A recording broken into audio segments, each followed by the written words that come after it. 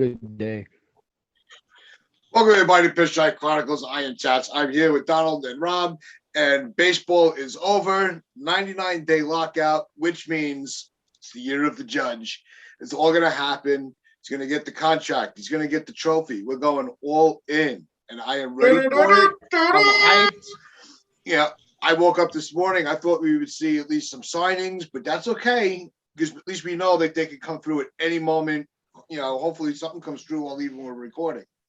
But what was the overall feel when you got that notice that the lockout was over? I felt like I actually managed to close the deal. That's what it felt like. It's been such a trauma. It's been like so long-winded. It's been 99 days. 99, yeah, judge. 99 days. We just caught going that. on and on. It's like one day it's gonna happen. We're got to the 1 yard line, and then you fumble at the 1 yard line. It's all over. It's done. Then you have to wait another 3 weeks, and you were leaving this emotional turmoil for about 99 days. And I wasn't even that invested in it, and I was really, it was just exhausting. And even living that whole 24 hours yesterday, where it was like, it's starting to heat up. We got to the 1 yard line. And now it's almost done. But they always come back again. And I was like, and then it finally came through. Fantastic. Big shout out to the players because I've been criticizing them. Shout out to the players, but not the higher end players like the Scherzers and stuff like that who tried to veto the deal at the end.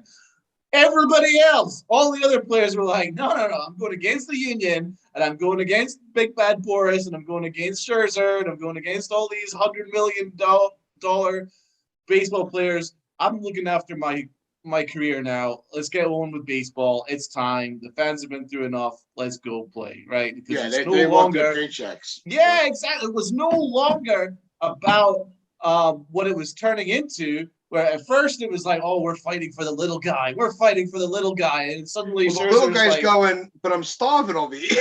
Well, the little guy's like, I already got my deal. They've already basically increased almost like a massive amount, a record amount. The owners have already increased a massive amount for the younger guys. So that job was done.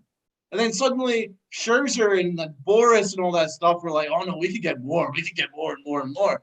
And then it suddenly became less about like what they were fighting for. And then it was starting to edge towards being greedy. Let's be honest. So really glad they voted it down. Very rarely do they vote. Does anybody vote against their unions? Or so that's why I was really proud of them. They just went, no, we've had enough. It's time for baseball. So here we go. Rob, your thoughts? Relief, man. It's about effing time. It is about time, man. Look, 99 days of torture. That's what it was. It was torture for a baseball fan. As much as I said I'm done with baseball, I can't stand it. F these guys, they're clowns. They still are. The whole thing was a clown show, let's be honest. It was very, very poor. It could have been done a long time ago. But I'm just so happy it's back. And it was a good deal. When you really look at all the optics of it, we got a 12-team playoff, so they didn't go 14. Yep. So there's no ghost win nonsense. The universal DH is in, thankfully. We have 9-inning double headers back. No more ghost. That's what I was very happy about. Yes, so we got what we wanted as fans, and we're getting baseball back. So spring training got rid of the extra inning rule. Yes, I heard that's the ghost runner at second. Yeah, that's gone. So and spring training's coming today. Like everyone's starting to report, things are getting into motion, and I'm just waiting for some signings, man. I'm happy it's back. And it's back because people are complaining about every little rumor that they read. The Yankees, there was literally a tweet that said the Dodgers are serious about their pursuit or sincere about their pursuit of Freddie Freeman, but it seems like the Yankees and Braves are the favorites. And people are misinterpreting that like, there's no shot now. Like the tweet says that we're one of the two favorites and they're getting mad. Like, I don't know what more they want. So baseball's back because Yankee Twitter is back to complaining about rumors instead of complaining about the lockout. I'm just happy that there's rumors in the mist because at least that means that there's action going on. Baseball is back, and very, very nice to see. We can stop being so negative about how bad the sport's operating and move on because we need it. We need it. I'm happy that the owners and the players came together in the end, but I'm just interested how you guys feel about this fourth tier tax, because the Yankees and the Mets voted against it, and so did the Astros. So how do you guys reconcile all that? Do you think the owners will, for instance, the owners of these teams will amend their behaviors in any way, or how do you think it affects the Yankees, the Mets, whatever, going forward? I think it means we're about to spend, because why would you vote against having an extra tax if you weren't planning on going over it or getting close to it? I think Hal's about to spend money, and I've been saying I don't think he will, but the fact that Cohen, the fact that Cohen voted against it's weird because he already was over it anyway. So like he's paying it regardless. I think he's 10 million under the fourth tier, the very final right. tier. He's gonna go pretty much one more signing and he's in that bracket. Yeah. Oh, he is. Yeah. But I think Hal's going to spend some money, whether it's Freeman and maybe a pitcher, not necessarily Correa or anything, but I think he's going to spend pretty big to fill some of these gaps that we need. Hey, if that's what it takes, and look, I understand why he voted against it, because it's like, I'm going to spend the money, but I don't want to keep giving it to these markets that aren't going to use it. But that's just my interpretation. I could be completely wrong, and he goes Brett Gardner and Andrelton Simmons and calls it a day. But we'll see. That's just my thought process on it. Yeah, no, I think you guys. I think my belief is at some point today we're going to see a signing, and that's not including Gardner. Because we all know that's coming. So it's not like that would be a shock. But I think you're going to see one of the. I think today we're going to be a lot. I would say would be on the 1 yard line for a shortstop. The only issue I have with the deal, which is actually a very good deal, I think, for both parties. But my issue is more that, and I'm going to quote what Buster Olney tweeted here, baseball is back, but for the second straight labor agreement, no substantive measures was negotiated to curb the practice of tanking. And it will be the middle class among the players that will pay for that in a big way. And that was a point that I made in our last podcast, that the middle tier free agents are going to feel the pinch here, because if they're upping the money for the lower scale, right? And then obviously the upper scale, there's now fourth tier taxes and stuff. There is going to be middle ground of the middle tier free agents that are worth about 10, 12 million, that are maybe 30 years old, who are maybe not past the point where they're arbitration eligible, they're due, a decent salary, but they're not the type of superstar. And I think there'll be a bunch of teams that won't feel the need to spend to sign these middle tier free agents, like the Pirates or the Reds or whatever, because there's no salary floor. So, we might as well just continue the tanking way, because there's a bunch of teams that actually flat out tank, and the Orioles are one of them. No, and then, the tanking's got to stop. It's understandable when, you see, the Orioles, they had that good run, and then they weren't signing Machado, even though they could have. And they decided, let's hit reset. Let's start over again. And you are seeing that there is some talent coming out of that organization as they're maturing in the game. We expected the same, we saw a little bit of that with the Marlins as well. It's the teams that just don't care, and it sucks not to keep using them as an example, but they're really the poster boys for this, and that's the Pirates. They don't invest it's almost like they don't invest anything in their team. They had 2 back-to-back 100-win seasons, not too long ago with McCutchen, where they were in those wild card games, which is when they started the one game.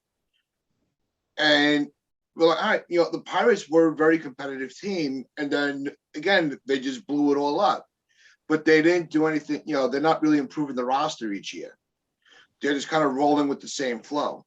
Those are the owners of those organizations are the ones that are going to take a lot of the heat for it. Not so much the bigger market teams that are, starting to pinch their pennies so they don't have to keep funneling money to somebody else's pocket if it's not going on the field. That was the big argument that I kept hearing. Yeah, these lower market teams, there needs to be some salary floor for sure, because I just, it would be difficult to put that into the CBA because we probably wouldn't have it signed at that point. But it's difficult to tank in baseball. You can have a really, really bad team and still end up winning a few games, and put yourself out of it. That's why I think implementing a draft lottery with the rules they're putting in is a good thing, because now there's no guarantee you're getting that top pick. So a team like Pittsburgh might lose 105 games or whatever, maybe more, and they still might not get the top pick. And I think if you qualify for the lottery a certain amount of years in a row, then you're no longer qualified after that, like something like that. It's weird. Like, I forgot the exact rule, but I remember seeing something like this way. It curbs or avoids consistent tanking. But I mean, I'm glad it's back. I don't want to talk about negatives, Okay, so why don't we talk about the Yankee hot stove then? We're finally there. So Jack Curry was on the Yes Network yesterday. He's saying that the Yankees think the Volpe is going to be available next year, as in 2023, he could be the starting shortstop. So he thinks that it's going to be a stopgap. So there's a lot of rumors about our favorite guy, Simmons, and Jelton Simmons being the shortstop. So that's that. He says that there's not a lot of traction between the Yankees and Olsen because the A's are demanding Volpe in any trade with Olsen, and the Yankees aren't going to be willing to give him up if he's going to be the starting shortstop next year. So, and on 23 anyway. So that looks like that's out. So, it might be Freddie Freeman or Rizzo at this point, and maybe the first base. The arrows are really pointing more towards Freeman. Like, Rizzo is still an option if they can't land Freeman. Yeah, I think so. Yeah, which I thought was surprising that Rizzo just really was not in the conversation, especially when he was so successful with us last year when we got him. Yeah, that's annoying. I like Freeman a lot, and I would be perfectly happy if we got him. I'd be ecstatic, actually, because he's an MVP. He's a World Series champion. But the fact that Rizzo hasn't even really been mentioned is kind of weird, like you said, because he was good for us. He said he would like to be back. He said he loved his time in New York, despite people saying how bored he was. His family enjoyed New York. Yeah, he's Italian, man. Like it's a thing. And I don't know. I guess that tells me they've had their sights set on Freeman the whole time, and that they really, really wanted him. And if they were to make a move for a guy like Freeman, give him a big contract, and maybe they get a Michael Conforto to be that fourth outfielder, he's a lefty bat. I actually kind of like that idea because he might not cost too much. And maybe you get a pitcher. Then if you spend cheap and go stopgap shortstop and you're all in on Volpe, that's fine. Even though I've said multiple times you trade him to get a superstar player, but if they're in on him, then fine. But like we've said, if you're not getting, Brian Reynolds, or an Olsen, Volpe is automatically off the table. Right. You're trading him. There's maybe 2, maybe 3 players that you would give him up for right now. And if they're not available, then you ride the wave with, you wait for Volpe. Like if a perfectly healthy Mike Trout is on the table for Anthony Volpe, you make the trade every single day of the week. That's a non-issue. But in terms of who's available, there's only a few that you give up Volpe for. It's trending towards the Yankees quite possibly running it back next year with a very similar team as they had, because Freeman, the Braves are going to try and bring him back. Like, it's between us, the Braves, and the Dodgers. I think the Braves have got a leg up. So if we miss out on that, you're probably looking at trying to bring Rizzo back. The only thing we know for sure is Brett Gardner's coming back. There's not even a question about it. Brett Gardner's coming back. Oh, Lord.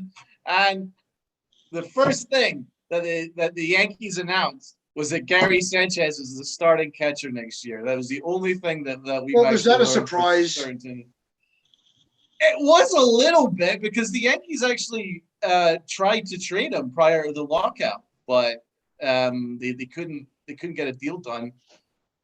And now they've doubled down on him again. I mean, I just love that the very first thing that the S Network tweeted was, "Our starting catcher next year is very." That was a very strange. Oh, the humanity. Yeah, I know. I saw that response. I really, I'm like, I'm not even gonna get involved with that. Is he back? Oh my God! One more year, Gary. The bobblehead lives. Bobblehead lives. One more year. He's like a cat. He's got 9 lives. How has he survived another one? Counting on you, Gary. Counting on you. I mean, I was looking at a stat where they combined defensive runs saved and then a bunch of other defensive metrics and they combined it all together, and he was the worst catcher in the American League defensively with a -8. The Yankees gave him a pay rise, and Cashman said he was proud of him. And then Gary Sanchez refused to tag a Met player. They had about 60 feet. He could have gone and get a Starbucks and come back and tag him out. But no. Gary Sanchez is better than that. He's like, no. Come on in. Everybody ground the bases because I ain't tagging you. I'm a giant of a human being standing at the plate, but I ain't going to tag nobody. Well, that's the thing with that. When he makes a mistake, he makes it count. You know, there's no little mistake that you could look past. But I'm not, I was very surprised that they were so quick to mention Gary Sanchez. Of all the people on that roster, of all the free agent potential, that was the player that they went to go with. And it's like, what the? Who thought this was the good idea? This was going to really rally the fans into positivity. The Yes Network doesn't really do a good job of getting people excited. I'll tell you that much. They really, I mean, they kind of don't know what they're doing a lot of the time. But look, they missed out on their chance to improve the catcher position, for being honest. They missed out. They wanted to do it. There were guys available, and they didn't. So that right there told me that they're going with the same 2 catchers, Sanchez and Higashioka, and they're just going to wait for Wells and maybe Josh Bro. Yeah. Gomez is a few more years away, but it's going to be Josh Bro is the next in line probably of guy you might, if Sanchez struggles again, which is very likely because again, it's just the way his career has trended. Yeah. He could be at this point. You take 2019 Gary Sanchez and just hope that's what you get for the last year and run with it for one more season. And then you hope that one of those young guys takes that next step because they missed their chance at improving the position. There's no one really available in trade. And as Tats' free agent list pointed out, Rob Brantley is like the top catcher available is Rob Brantley. So I don't think that we're gonna see that. That market is the whole catcher market just sucks. It always does. Right. I think, but look, if they get Freeman and Conforto and you're gonna forget that he's even there until he has one pass ball, and then everyone's gonna start lighting the stadium on fire. So I think see Donald, he's gonna travel all the way across the world to yell at Gary Sanchez live in person. I can't wait, man. I can't wait. I'm waiting. Booking my flight as it is. No, I'm kidding. Well, I'm not really kidding. Anyway, finish your point. No, I was just my point was, as a Sanchez fan, I'm happy for him, but at the same time, I've also noted that it's time. You have to move on or at least plan on the future, and it looks like they're planning on moving on in the not too distant future. Because I tell you right now, if he's struggling again, they have no reason to keep holding on to him. His value's shot. You're not going to get anything for him. So you're probably, if he has another rough go at it to start the year, you're probably going to see him get benched, and then maybe they just cut ties on him altogether. I don't see it happening, but it's possible. If a guy like Josh Bro starts off hot in the minor leagues. It's like, we say that, but nothing really changes over the last 2-3 years. I mean, Brett Gardner has declined pretty rapidly over the last, couple of years. Gary Sanchez has declined spectacularly over the last couple of years. And you run through it, man. Clint Frazier's declined spectacularly in the space of 1 year, and they ended up having to let him go.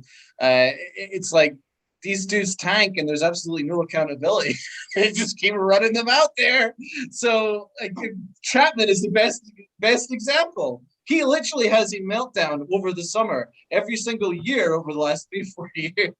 And he blows every October, and the Yankees keep running him out there. In fact, we'll give him a pay rise, a nice, juicy contract. It's like Aaron Boone gets a nice, juicy 4-year contract by managing a team that's literally tanked over the last 2 seasons. So my only point is that, is there that kind of accountability where Gary Sanchez struggles a game and then he gets benched because he's been benched for the last 2 postseasons? And in fact, the past 2 seasons, he's ended up getting benched for inadequate backups. So exactly what accountability is being held for these levels of performances, I think is more just the fact that Brian Cashman just loves these people, loves these human beings, and he'll keep writing them out there. Aaron Hicks is the best example. Well, the last thing I want to say with Sanchez is the mere fact that last year the top 2 guys in your rotation did not even want to throw to him. Nope. Should have been that was the if that wasn't a big flag right there to say, all right, it's time to move forward. Gary's not going anywhere. Exactly. Yeah. He ain't going anywhere. They're not moving on. Yeah. However, when you talk about accountability, I think what they're hoping that the new hitting coaches are going to do what Matt Blake did for the pitchers. That's what I've been saying all along. They're just hoping to get the Matt Blake of every position on the coaching staff because of how under the radar, no one really knew who Matt Blake was, and all of a sudden we're like, wow, this guy's working wonders right now because everyone's been pretty much. Look at Clay Holmes, a perfect example. The guy was dreadful. Joely Rodriguez, dreadful. Wandy Peralta, dreadful. He comes over and they're really, really good for us, especially Clay Holmes. And Wandy Peralta was like one of our most reliable arms down the stretch last year. So, when was the last time you saw an offseason where the pitching wasn't the focal point? It's been a while. It's been a while. But when you have the tag team of, Blake and Harkey, your pitching is pretty, that the support for the pitches is there and the growth is there. The improvements have been seen. So you're not seeing the demand, as much as you're seeing for shortstop, first base, maybe center field, catcher. Those are the positions that have gotten the most attention. And it's been a while. It's been a while since we've had that. Well, talking about that point, though, Michael Kay said yesterday that he's heard a lot of rumors that the Yankees are interested in Carlos Rodon, and they also requested his medicals prior to the lockout. So I would keep an eye out on Rodon. I know that the Mets like him. I know that the Cubbies like him, and the Yankees like him a lot too. I would love, on a positive note, if the Yankees signed Rodon and Freeman, or as Rob says, Castellanos is actually a very good idea there. If you make those kind of moves, then I wouldn't overly worry about too much about Gary Sanchez, as you say. You just pair up with Higashioka, and his terrible defense will even up okay with Higashioka's really good defense, and then Sanchez's plus bat will even up with Higashioka's average to below average bat. So I guess that's what the Yankees are thinking. But if you end up getting a Freeman, Castellanos, and a Rodon in the starting rotation to pair with those big bats, then the Yankees are on the good path. That's what I think. Yeah. They don't really they have a lot of holes. Look, we know they do, but you're not going to patch them up in 2 weeks, so I think they really want Freeman. They've always wanted a stopgap. I think that's been apparent at this point. So look, if it's Conforto, Castellanos, whoever, and if you get Freeman, you get Rodon, your rotation's set. Your bullpen's already set as it is. They have enough bullpen arms in the system right now. They don't have to sign anybody. And then you get a stopgap, whether that's Simmons or Villar, whatever. More than likely, it's going to be Simmons. And then you've improved the team. Conforto is much more reliable than Aaron Hicks. And this allows Aaron Hicks to be the Brett Gardner, so we don't have to see him again, which we will anyway. Freeman is leaps and bounds better than what we have right now on the roster, of course, which is Luke Voigt. And Simmons is a very, very good defensive shortstop. So you're looking at your infield's improved dramatically defensively. And then you got to wonder what they're going to do with Urshela and Torres and LeMahieu. That's a big question, though. That's why I don't really know what they're going to do. So I think they might not even sign a shortstop unless they trade Urshela. But that's still a question. They could move Urshela to shortstop. Tats, what would be the first move that you would do? You're Brian Cashman right now. What is the first move that you're doing? First base. First base is my priority because we all saw, and let's hope that the Yankee office was paying attention when they put a reliable and just a solid first baseman. When they brought in Rizzo, you saw a lot of that defense on the infield improve. You had Rizzo going over to Odor. Just throw me the ball. Don't overthink it. I got you. And we saw just the improvement overall in that. The only question mark still was Torres. Because of his range. And so the shortstop would be secondary. But when you have a legitimate, when you have an all-star first baseman. That's really that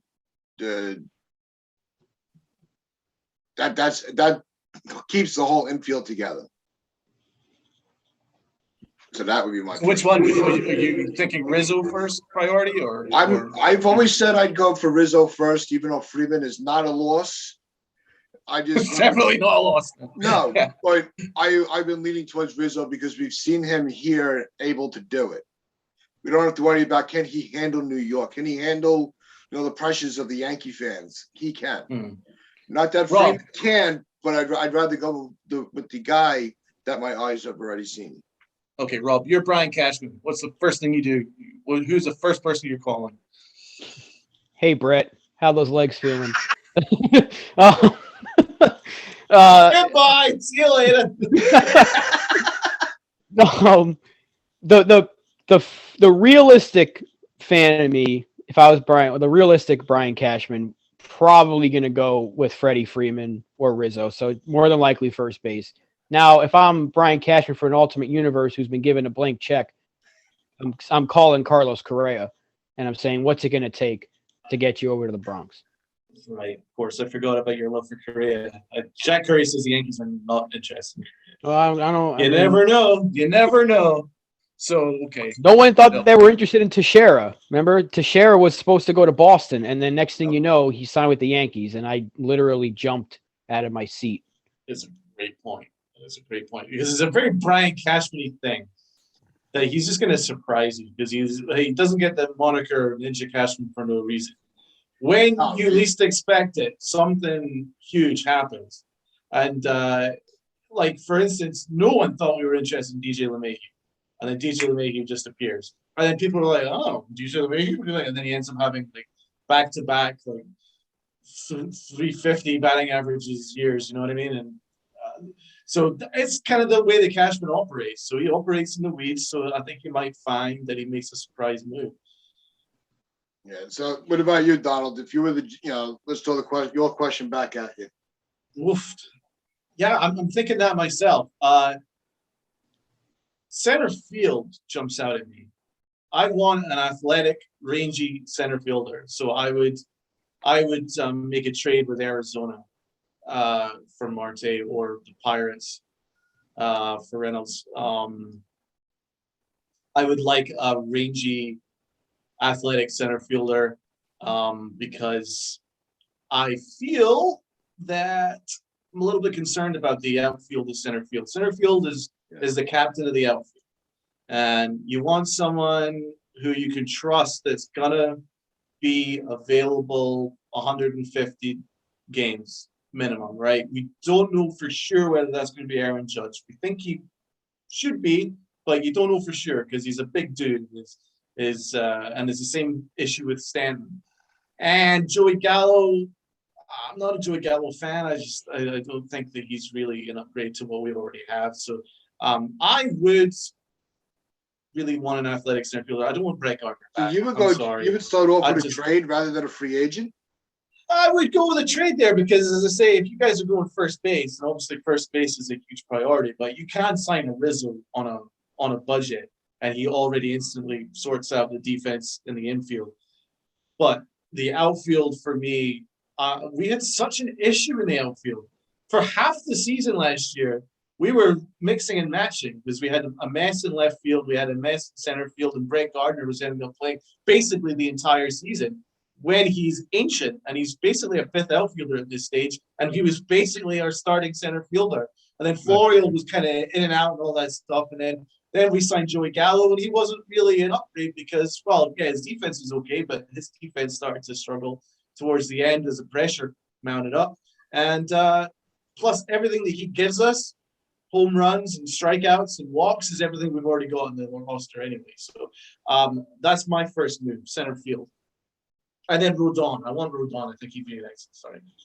I mean, yeah, like if they have a chance here, realistically, they could make 3 signings, right? And that would be Rodon, Conforto, and Freeman or Rizzo. Take your pick, which one of those two. And that's a very successful offseason because you've improved 3 key positions. And then you could roll with an infield with Urshela at short and LeMahieu at third. I know LeMahieu's best position is second base, but he is more than capable of playing third, more so than Torres is of playing shortstop. So unless you're planning on moving on from Torres or Urshela, which I don't see happening right now, then you have to figure out that infield because you're not benching one of them.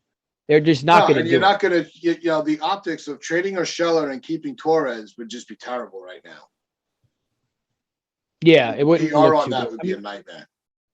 They could still trade for Kiner Falefa because you don't necessarily have to start him. He's a guy that could take that, or they sign a Villar. So they could and then neither would Simmons. Simmons wouldn't really be a guy that you have to start. So you can really have a really good rotation of infielders there where Torres is staying at one position, but everybody else, except for Torres and your first baseman, those other 3 can play multiple positions. That's why I really like the idea of Falefa or Villar more so than Simmons, because Simmons, you're kind of locked into shortstop with him. Urshela can play both sides of the left side of the infield. Yeah. LeMahieu can play everywhere except for short. And then Falefa can play everywhere. And he can also catch. There's a plus. I completely agree with you. I quite like the idea of Villar because, he's a journeyman utility guy, but he's solid everywhere rather than being good everywhere. He's kind of just solid. So that's fine. He can play you third. He can play you short. He can play you where you need him to be. That adds a little bit of flexibility. And Falefa is a very good defensive player, and that's really all you're really needing. And you can kind of mix and match with those guys. Plus Urshela, as you say, you can play a very good third and a solid short. I like that more than Simmons, as you say. I don't really know what Simmons gives you other than an elite glove. He's not doesn't really add speed. He's not really fast. Doesn't hit for any kind of average. I mean, for me, I want a little bit of, if I'm not going to get speed in my infield, at least give me someone who's versatile. Tats, what are you thinking, bro? Where are you thinking in the shortstop?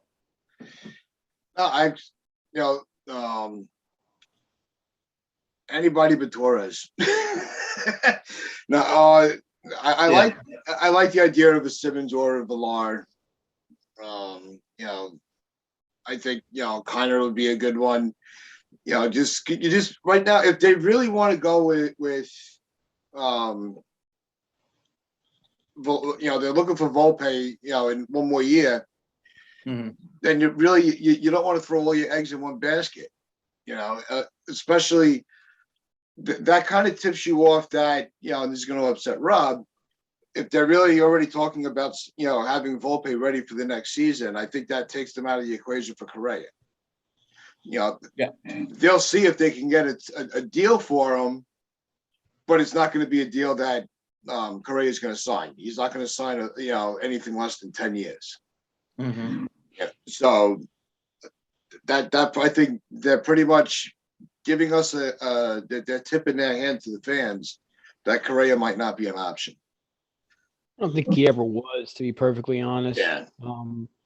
It'd be great, but I don't think any of those top shortstops were. Even Seager, once you saw the deal he got with Texas, there's no chance we're signing a shortstop. I still want to keep that small sliver of hope alive that we do it, but look, if you trade for Kiner Falefa, he could be had. They don't have really anywhere to play him right now because they just signed Simeon and Seager.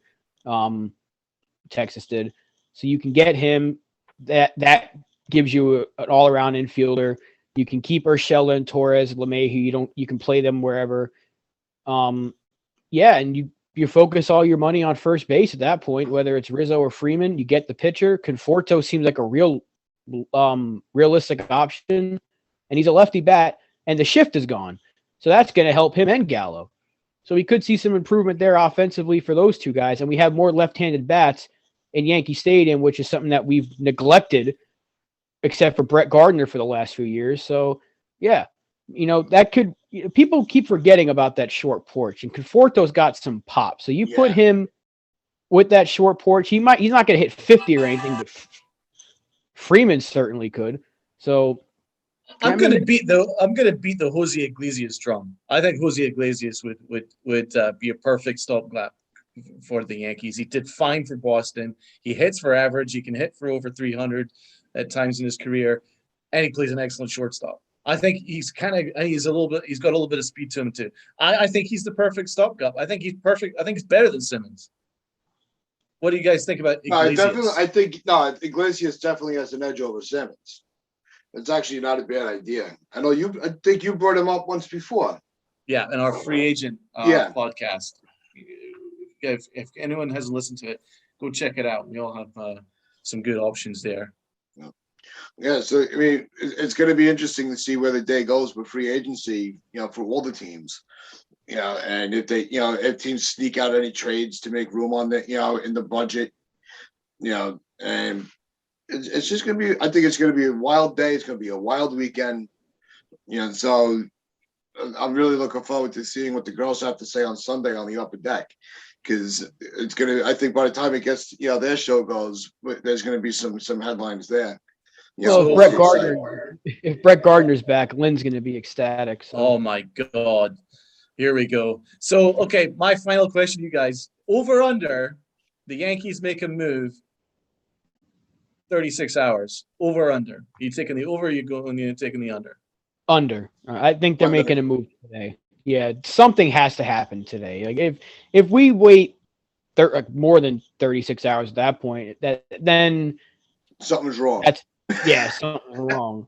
I think the only reason we haven't seen anything, because if moves started happening immediately, there was some tampering going on. So I think teams are trying to avoid it as much as possible. And right now would be a perfect time. It's like, okay, you've had a good amount of time to make some signings, negotiations. So I think at some point during the afternoon, you're going to see moves start to trickle in. Yeah, because if it happened if it was like 10 minutes after it ended, you're like, hey, that's tampering. There's no chance. Exactly. It was around 3:00 when they announced that baseball was back. I think it's going to be. I think at the 24-hour mark is when you're going to see some news start to trickle, because you figure GMs are contacting with the agents. Looking over deals, sleeping on it, and they'll make a decision to, the previous day being around 3:00 today. I think that's how we're going to see the timeline go for today. Tomorrow, I think it's going to be the frenzy. Tomorrow and Sunday. I think so too. I don't think we're going to see anything massive happen right now. Maybe tonight, I think you might see one or two reasonable sized moves happen. I don't think it'll be the Yankees though.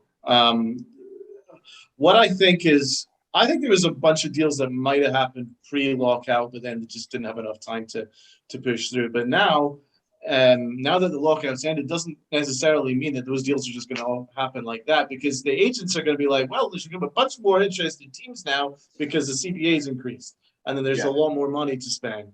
And so I think there'll be more interested teams getting involved.